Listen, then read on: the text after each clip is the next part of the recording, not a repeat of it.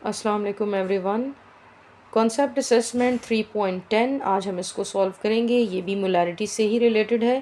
Question इसमें given है आपके पास, आपको उसकी स्टेटमेंट नज़र आ रही है कि सोडियम हाइड्रोक्साइड के सॉल्यूशंस हैं जो गिवन है which are use to neutralise acids. ये एसिड को न्यूट्रलाइज करने के लिए इस्तेमाल होते हैं और इनके यूजेस लिखे हुए सोप्स वगैरह बनाने में इस्तेमाल होते हैं। If you dissolve 25 gram of NaOH to make 1 decimetre cube of solution.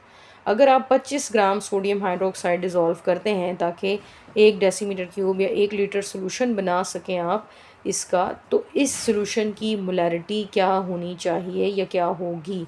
तो आपको मैस इन ग्राम गिवन है, वॉल्यूम गिवन है, तो आसान सी बात है, आपने सिर्फ इसमें मोलर मैस निकालना है और वहाँ से आप मोलैरिटी फाइंड कर लेंगे।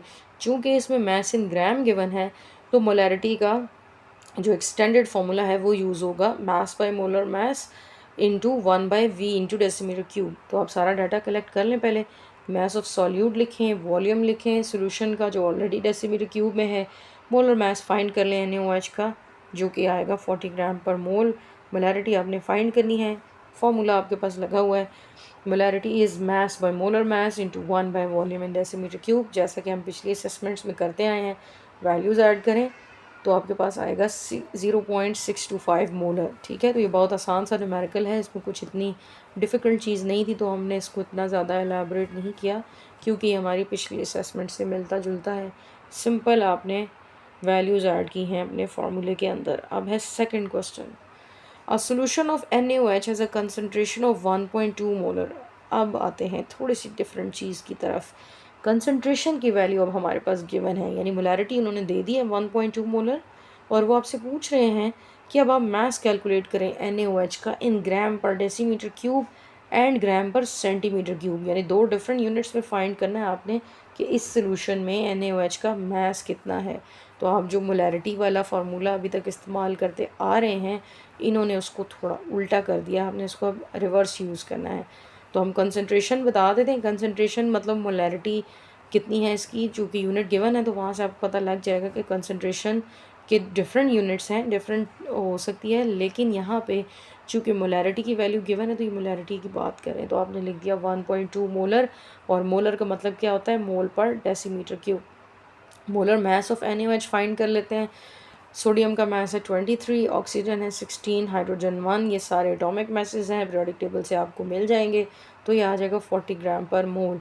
फाइंड क्या करना है आपने, मास इन ग्राम को फाइंड करना है, मास इन ग्राम पर डेसीमीटर क्यूब और पर सेंटीमीटर क्यूब।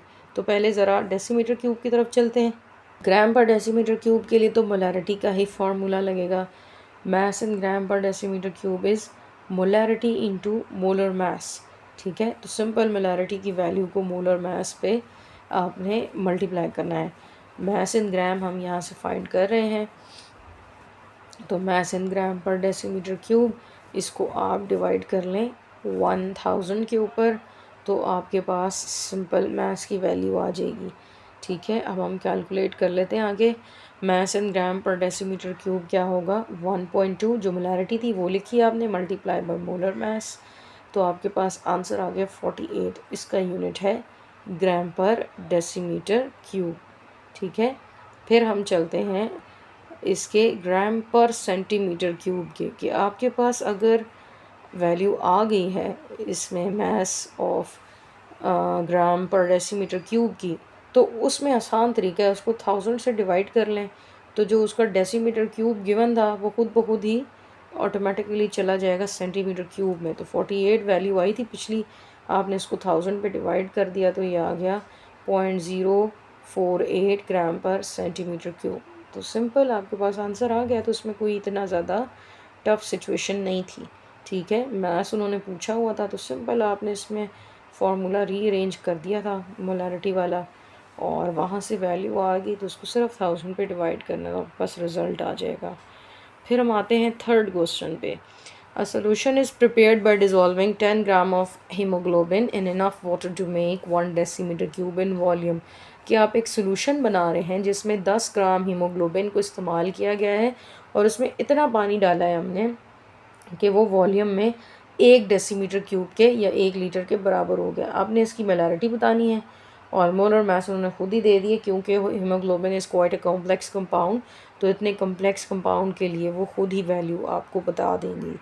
ठीक है, तो अब हमारा सेम मेथड है गिवन डाटा इकट्ठा करना। तो मास गिवन है ग्राम में 10 ग्राम लिख दिया, वॉल्यूम डेसीमीटर क्यूब में गिवन है, मोलर मास भी ऑलरेडी उन्होंने दिया हुआ है, मोलारिटी फाइंड करनी है, तो सब कुछ तो उन्होंने बता दिया है, आपने सिर्फ फार्मूला के अंदर वैल्यू ही लगानी है।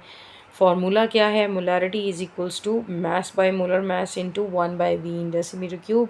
सिंपल वैल्यू लगाएं और आंसर फाइंड आउट कर लें। 10 मास था इसका, 65100 इसका मोलर मास था, यानी वो जो ऊपर वैल्यू गिवन थी वो भी आप डायरेक्ट भी लिख सकते हैं, लाजमी नहीं है आप इसको चेंज करें, मैंने वैसे ही इसको सिंप्लीफाई कर दिया है। आप जब इसको कैलकुलेटर में डायरेक्ट भी लिखेंगे एक्सपोनेंट के साथ तो भी यही आंसर आएगा। मल्टीप्लाई 1/1, क्योंकि 1 ही डेसीमीटर क्यूब की वैल्यू गिवन थी, तो आंसर आ गया आपके पास 1.54 इंटू 10⁻⁴ मोलर। ठीक है, अगर एक्सपोनेंट फॉर्म में लिखेंगे तो भी ठीक है, और अगर डेसिमल लिख रहे हैं तो फिर भी ठीक है, 0.00154 मोलर। तो ये हो गई हमारी आज की concept assessment regarding to molarity.